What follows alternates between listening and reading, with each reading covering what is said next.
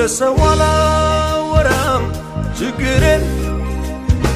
ላንተ ነው ምነግረው ሚስጥሬን ወዴትም አልሄድም አንጋ መፍትሄ አገኛለሁ አንተ ጋር ለሰው አላወራም ችግሬን ላንተ ነው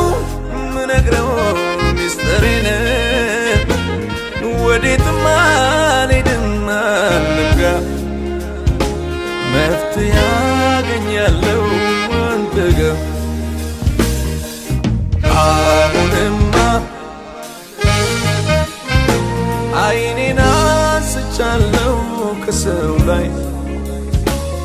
አይኔን አንስቻለሁ ከሰው ላይ